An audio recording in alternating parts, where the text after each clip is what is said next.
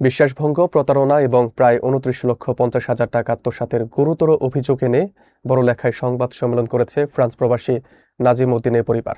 তাদের দাবি, নাজিম উদ্দিনের স্ত্রীকে বিদেশে পাঠানোর প্রলোভন দেখিয়ে শাশুড়ি ও শ্যালকসহ বিবাদী পক্ষ বিশাল অঙ্কের টাকা হাতিয়ে নিয়েছে এবং পরবর্তীতে প্রথম স্বামীকে তালাক না দিয়েই ওই নারীকে অন্য পুরুষের সাথে দ্বিতীয় বিবাহ দিয়েছে।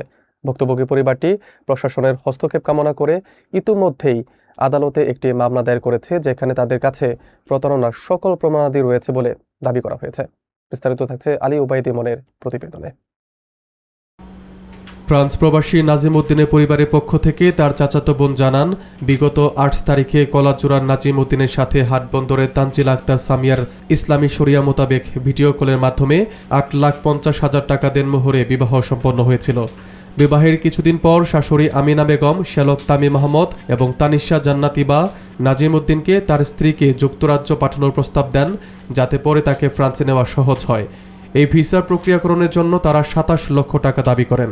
ভুক্তভোগীর পরিবার তাদের কথায় সরল বিশ্বাস করে দফায় দফায় মোট ২৭ লাখ টাকা তুলে দেয় এবং নাজিম উদ্দিন স্ত্রীকে লন্ডন থেকে ফ্রান্সে নিতে আরও প্রায় ২,৫০,০০০ টাকা খরচ করেন।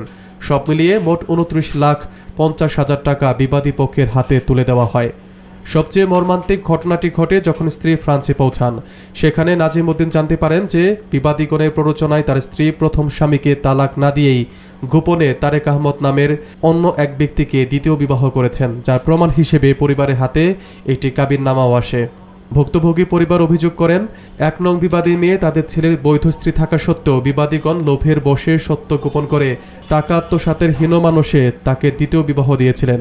সংবাদ সম্মেলনে আরও অভিযোগ করা হয়, নাজিম যখন তার স্ত্রীকে দাবি করেন তখন তাকে মিথ্যে মামলা দিয়ে ফ্রান্সে ৬ মাসের জেল খাটানো হয়।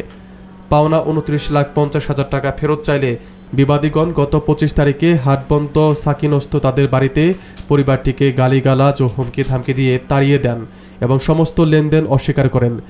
নিরুপায় হয়ে ভুক্তভোগী পরিবারটি ৯ ডিসেম্বর বড়লেখা সাফরান রেস্টুরেন্টে সংবাদ সম্মেলন করে প্রশাসনের হস্তক্ষেপ কামনা করে এবং আজ মাননীয় সিনিয়র জুডিশিয়াল ম্যাজিস্ট্রেট আদালতে ৪০৬/৪২/৫০৬ এর ২ দণ্ডবিধির ধারায় নালিশা মামলা দায়ের করেছে।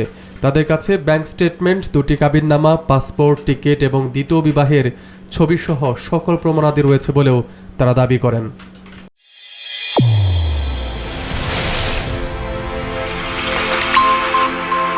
চ্যানেল A1 হৃদয়ের স্পন্দন।